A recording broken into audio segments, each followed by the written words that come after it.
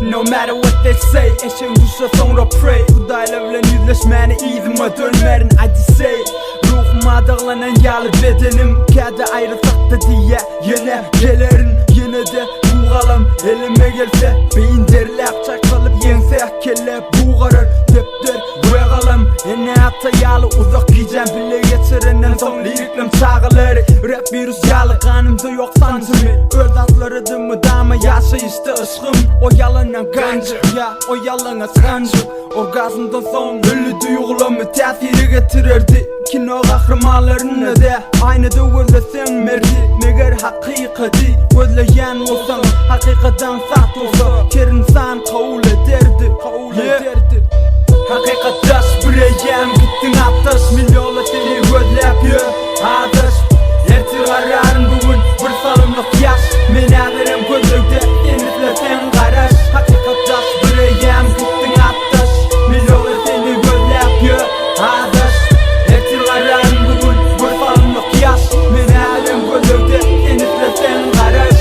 Yeni bitim aldım kulağa kellede iza ömür hiç durun yok. Sebepsiz gidin sebepten sebep gözden eken sebebi yok iken raplenim soğat yok iken sebepsiz edilen işin eylesin Kuday. Bu setirim kurtaracak eken bardadım varsını bas enter geçtim inni kesetir. Punchlanım yadandır yumuşadı inni hava punchlanım yadacıktır varını. Köçedeki oğlan ol rap uğruna barını. Keser deldi değin bana sözler geldi dilime. Geleni gelen yerine mi mic aldım elime. Salam olsun dilime yüküm yok benim bilime. Yadadım yöne gidim o kale bilmedim nemede perle gelmese yerine sokulu tanışı yine de bilimim sokora gipini ya akmaktır ya derli terde bit bilen taş olduk bugün onu halı digavun varsı gitti kelleden vurs atladım düvüm hakikat taş bireyem gittin ateş milyonla seni gözlep ya ateş.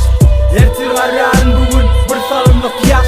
Men ağırım gözlükte denizle sen karaş. Hakikat taş bireyem gittin ateş milyonla seni gözlep ya ateş. Ertir kararın bugün bir salımlık yaş. Men ağırım gözlükte denizle sen karaş.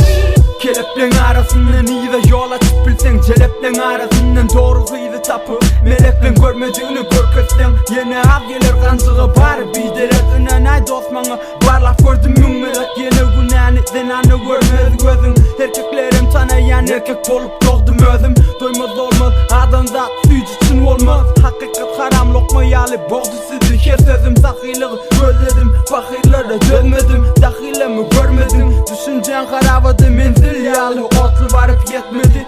Niçin 16. varım eyyam yasaç beyimsen gelmedin. Yüzleşemizi can edip düşünürdüm. İşli deyip güllenin can edip düşünürdüm. Yeni ödün ağladın gözün bağlap yalanın bilen. Men gözlükte seni okul telin iyi ve kalamın bilen. Hakikat taş bireyem